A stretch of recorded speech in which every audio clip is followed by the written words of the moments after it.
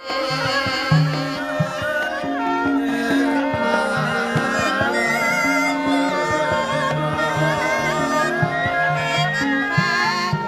không bỏ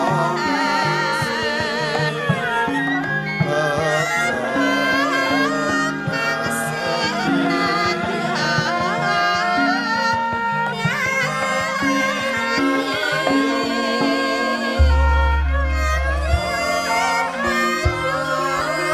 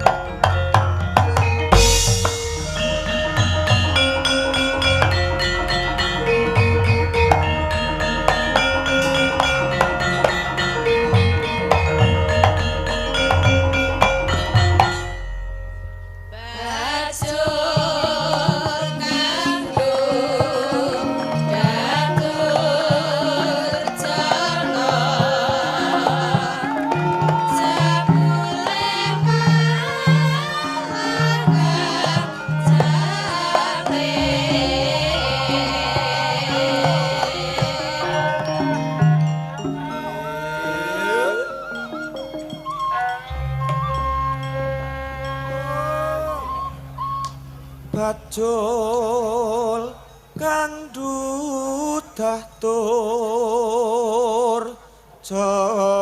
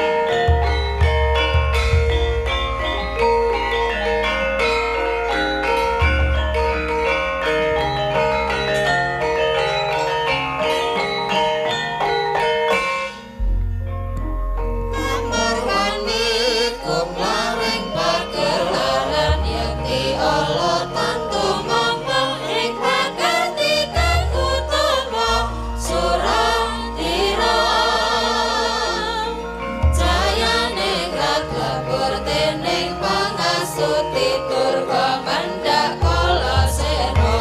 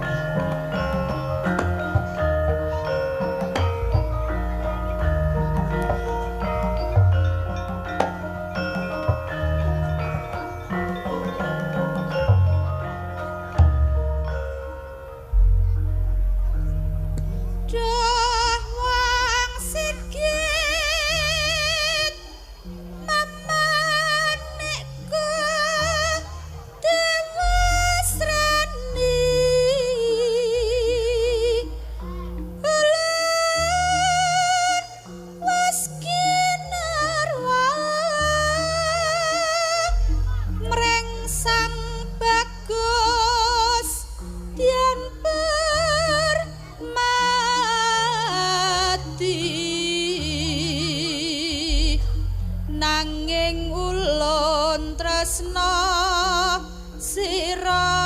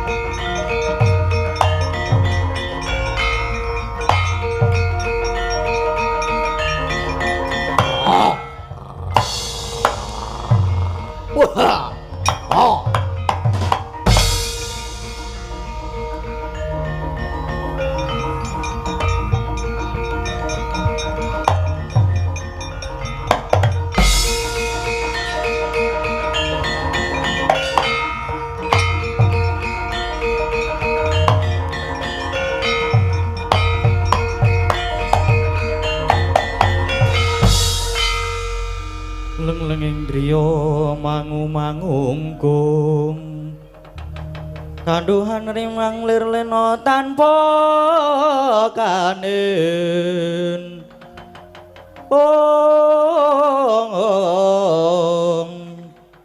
yen tan tulusa mengko dyahutama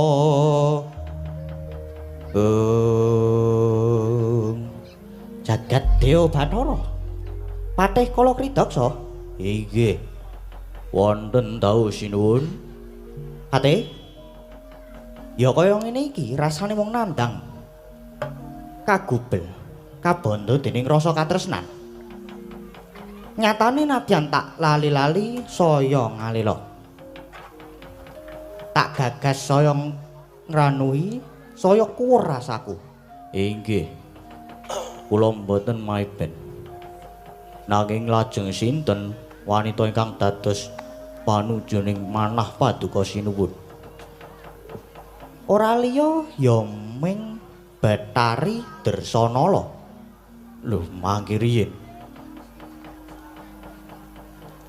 Bathari Dersanala menika kadosipun sampun dipun wengku garwa kaliyan Raden Janaka sinuwun. Ya, nanging nadyan mengkono iki kabeh saka gedene rasa katresnanku marang Dyajeng Dersanala. Ya senadyan to Dersanala wis diwengku garwa dening Kakang Janaka. Nanging piye carane Dersanala kudu tak gayuh dadi garwaning ingsun. Patih. Malah nalika semono Kanjeng Ibu Pandya Betari Durga wis sowan ana ngersaning Prama Pukulun Hyang Jagat Kirinata. Nyuwun supaya Dersanala kudu dipisahke karo Kakang Arjuna. Kang banjur didhauphke karo aku. Mula kaselak ora sranta nggonku nunggu Kanjeng Ibu. Dina iki uga ingsun nedya sumusul ing kayangan. Oh inggih. Lajeng kula jumadhong dawuh. Kowe wae te. Dawuhna marang para wadyabala negara Tunggul Malaya. Patang penancap jangkep sak panekare dibudalke supaya ngetutke tindakku kanthi sikep gegamaning ayuda. Mbok menawa ana parigawe aja nganti nguciwani. Inggih, inggih.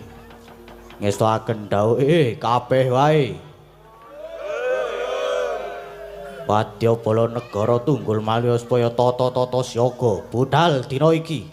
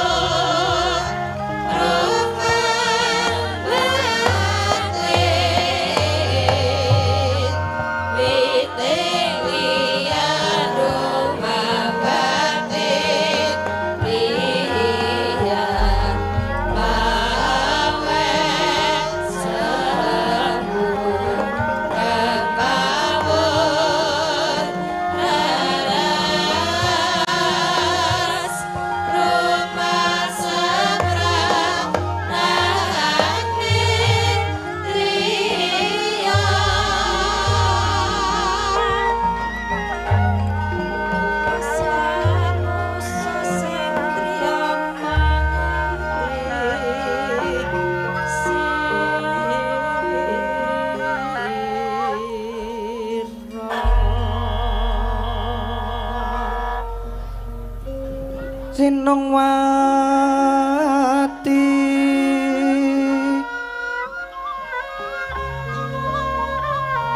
Sinongwati jagat kinari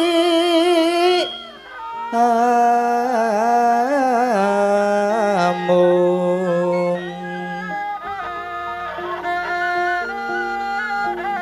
Mbak lumembak Mbak ing samudra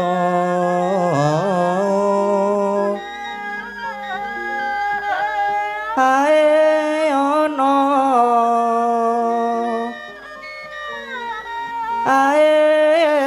ana bali lumut ambrek kanggeng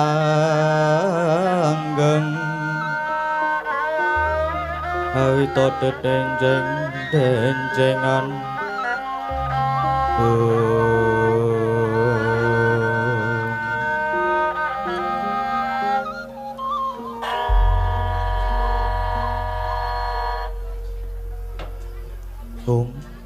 Ilahing Astuna Masidam Kakang Kaneka Putra nalika semanten Yai Permoni inggih Bathari Durga sowan kanthi tawang-tawang tangis kawis tinggal menawi membeng sungkawa sareng kula dangu Yai Permoni lajeng walih bilih sejatosipun dipun potah kalian Yoga Ulun inggih pun Dewa Srani kepengin dipun dhawuhake kalian Bathari Dresana atmajanipun Bathara Brama Kakang pramila kula lajeng ewuh kaya ing pambudi krana Dresana menika sampun dados tetimbanganipun Janaka. Berkencang marudaya Pak wong wolong. Kali codhe sapa sing gawe? Nuwun sewu Adi Guru. Babakan menika Adi Guru kedah pratitis lho. Senadyan Dewa Srani menika turas paduka piyambak nanging kedah enget. Dresana menika sampun diwengkut garwa dening Arjuna. Mongko kalenggahan menika Dresana sampun nggerbini pitung candra. Lah menika apa ya kelakon wong lagi wae nggone mbangun bebrayan kok banjur arep dipegake. Ngarataya Mila kedah pratitis lho Di. Menawi menika mangke paduka Adi Guru klento anggenipun matrapaken tumindak badhe kucem kawibawanipun Adi Guru. Inggih Kakang Narada. Yai Permoni. Apa jeneng kita nalika semono ora ngelingake marang panyuwune Dewa Srani. Yen to Dresana niku wis dadi tetimbangane Arjuna. Lae ya ampun. Aduh. Dupa kula cimat pepunden kula. Estunipun sampun boten kirang-kirang anggen kula muat ngemotaken dhateng Dewa Srani. Ananging piyambakipun tetep puguh kekajenganipun. Malah putra paduka sampun prasapa menawi boten kasembatan garwa pun Nini Dresanala badhe dipun entrengaken pejahipun. Ya ampun, menangis aku. Ingkang mekaten Dawa kula. Seru sanget panyuwun kula. Mugi paduka kersa minangkani dhateng panyuwunipun Dewa Srani. Iya. Nanging kepiye wae Nini Dresanala wis dadi tetimbangane Janaka. Apa meneh wis nggerbini pitung candra? Inggih. Sejatosipun ingkang putra pun Dewa Srani nggih sampun ngertos babakan menika. Nanging nadyan mekaten piyambakipun tetep purun. Inggih awit saking agenging raos katresnanipun tobat. Pukulun paduka kula aturi netepi tembung. Anak pola bapa padha pukulun. Hagyatri sanggap biranguri nanggul kinempit kempit ong dosang retnaning pawana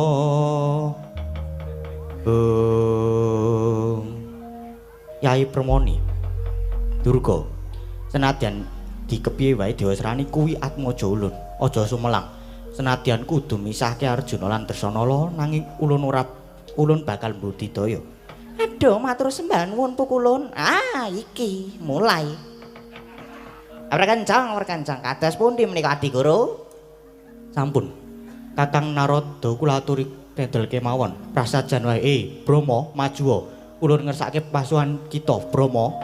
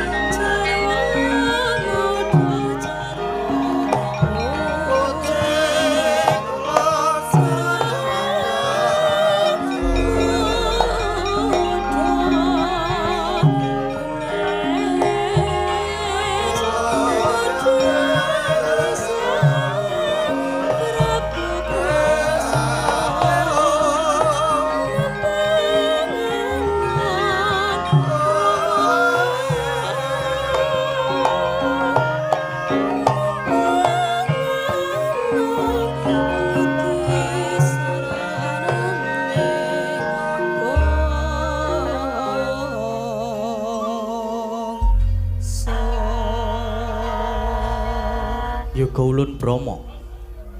Mestine kaget kita ulun timbali. Inggih, Rama Pukulun. Cadung duka saha cadung dawuh. Brama. Ulun wis prisa lamun yoga kita Dresanala lan Arjuna nggone padha mbangun bebrayan, Udakara wis mlaku setahun iki. Malah kepara saiki Dresanala wis nggerbini 7 candra. Inggih, kaluhuran sabdanipun Hyang Adi Pukulun. Iya, nanging ing kene ulun bakal nudi marang setya bekti kita, Brama. Kita iku kejaba Atmaja Ulun, kita uga dadi geneping dewa Tridasa Watak Nawa. Mula sepira setya bekti kita, Duh Pukulun. Paduka menika sesembahan kula. Menapa ingkang dados dawuh paduka, tartemtu kula badhe ngestakaken. Nanging nuwun sewu. Kula kirang ndongkap keparengipun kados pundi? Brama. Sayektine Arjuna wani ndhaup Dresanala iku ulun anggep kleru gedhe. Jalaran nadyan Arjuna ulun menangake garwa widodari sakedhi kurang sawiji, nanging babagan palakrama tetep kudu nyuwun idi palilah marang panjenengan ulun. Mongko Arjuna dhaup kelawan Dresanala tanpa nyuwun idi palilah marang ulun. Iku ulun anggep luput gedhe. Mula yen pancen kita setya bekti marang ulun, saiki mung kari milih kita abot katresnan apa abot kewajiban. Lamun abot katresnan, kita ulun lereni nggone dadi geneping dewa. Nanging yen kita isih kepengin lestari dadi dewa, kita kudu nindakake dawuh ulun. Dina iki uga gelem apa ora? Lan gelem ora gelem Arjuna kudu kita pisahke karo Dresanala. Arjuna kudu bali mudhun ing Marcapada. Jalaran Dresanala bakal ulun dhawuhke kelawan Dewasrani. Duh Pukulun.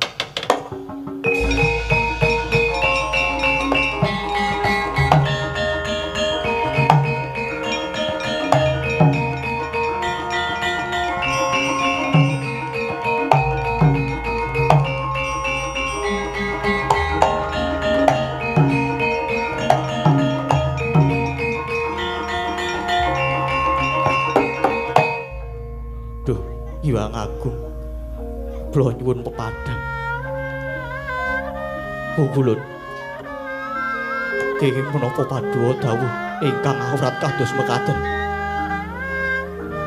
Satemah semrepet panon kula. pindha dipun lolosi otot bebayu kula. Kula kados kecalan kiblat tatas runtang rating jiwa kula. Menapa wonten jamakipun anak ingkang sami tresnanipun lajeng kula ingkang dados tiyang sepuhipun kedah mentala megataken. Brama. Bathara Brama. Iki kula apa kula Narada? Kita aja bingung. Nanging gagap ana rasamu nganti tuntas.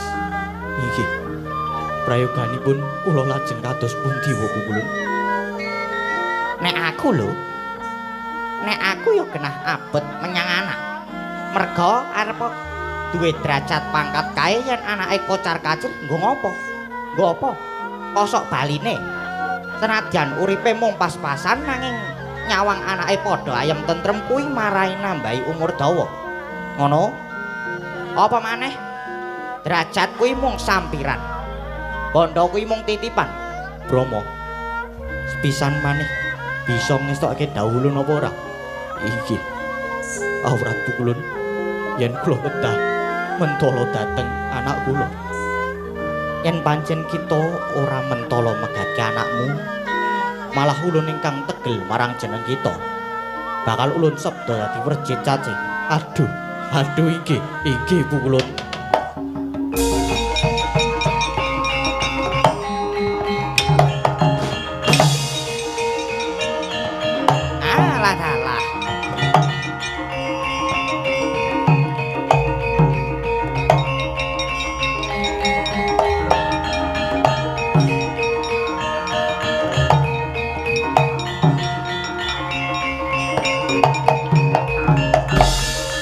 Alah. Wah wis ora karo-karuan. Pripun Di Guru? Kok paduka malah lajeng ginakaken wewenang sak menang-menang? Sewenang-wenang kados pundi Kakang? Lah inggih kok. Duwe menang ning semenang-menang. Panguwasa ning dinggo nguasani, namung legani penggalihe dhewe.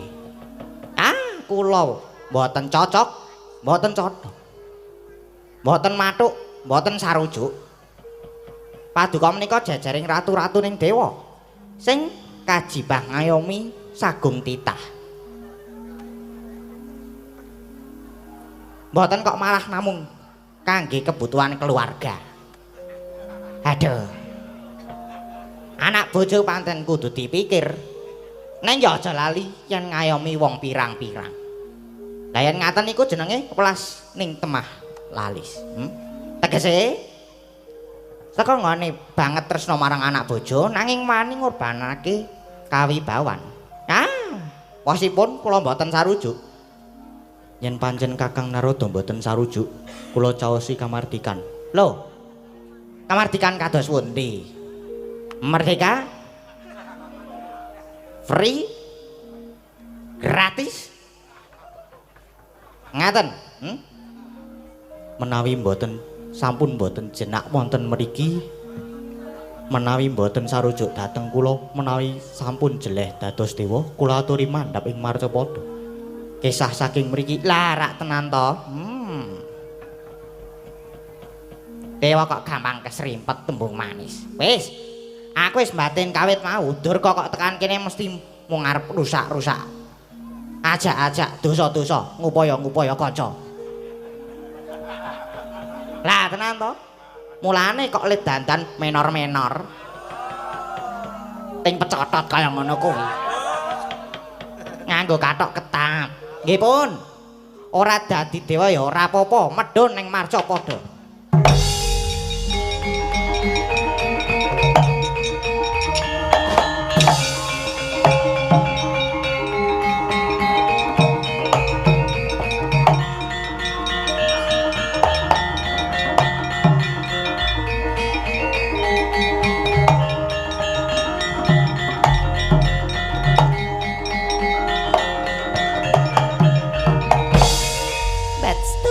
Tobats. Matur sembah nuwun pukulen. Inggih ngaten menika ingkang kula kajengaken. Kersa minangkani panyuwun kula. Iya Yai Permoni. Kabeh mau mung netepi jejering wong tuwa, merga nadyan kepiye wae Dewa Srani kuwi Atmaja Ulun. Lah rak ngaten menika. Tobat. Matur sembah nuwun Pukulun.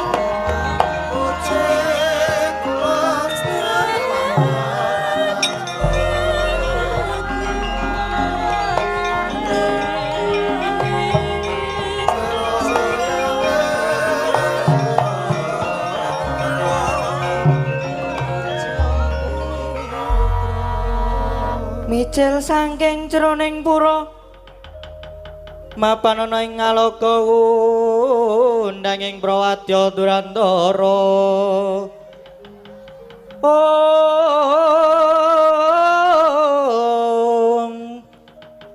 Kok sur tambur miang suling bebanden talutak miwa bandira kakandha warna-warna. Pindha Jala Dyana Sri Kawuryan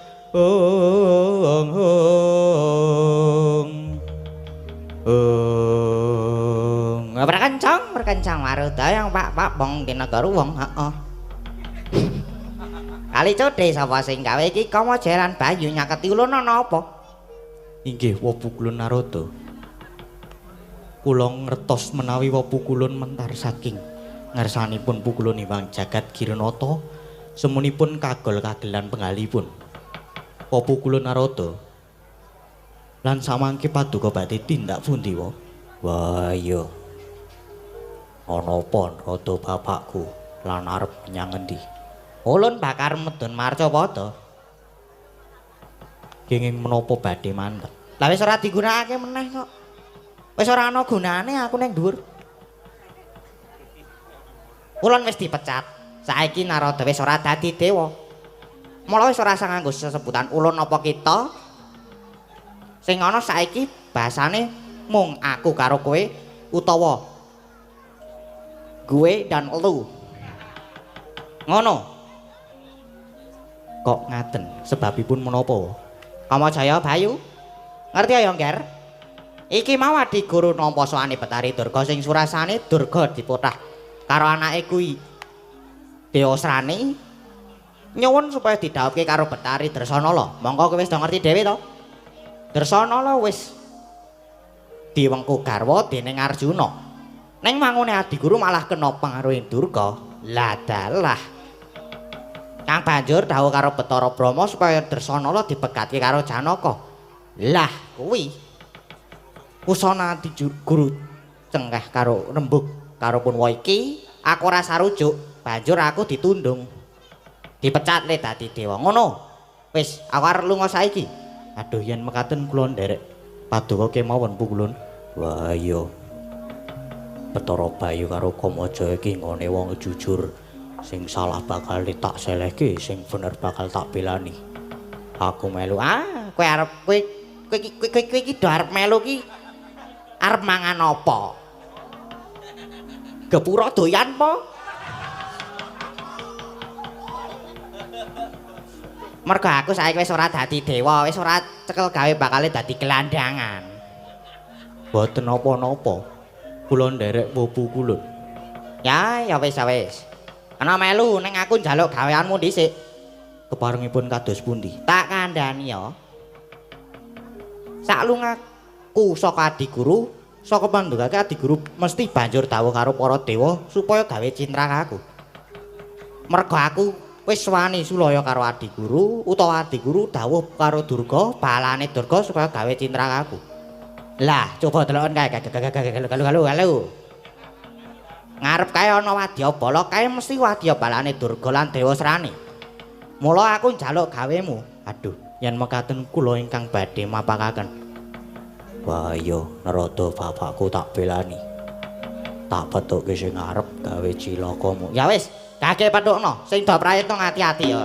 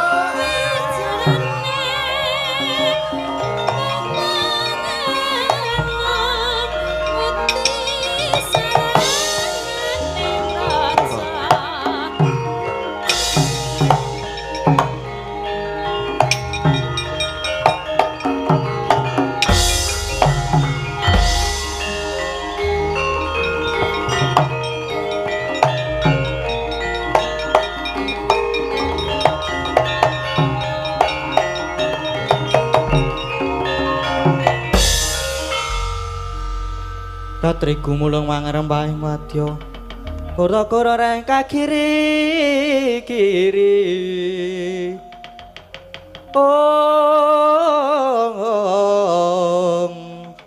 Lunanggono gawe kelar.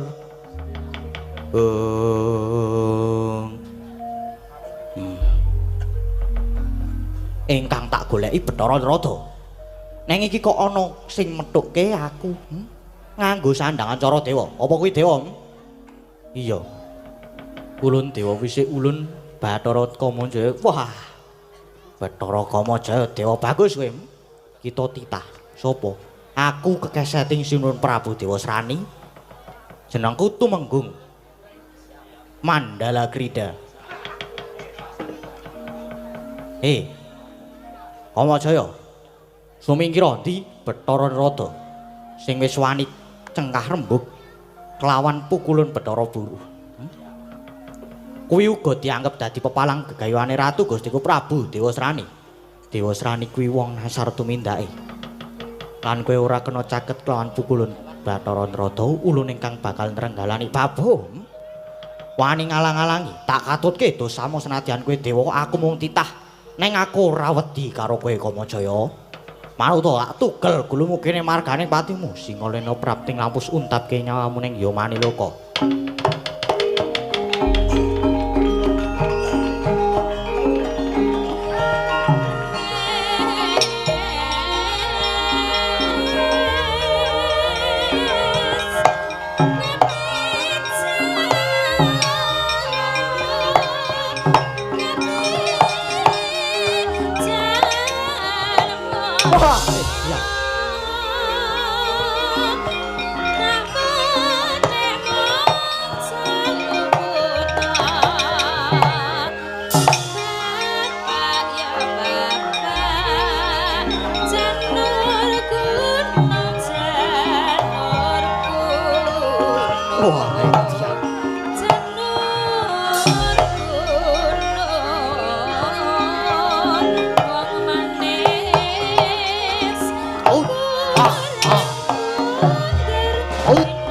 Wah,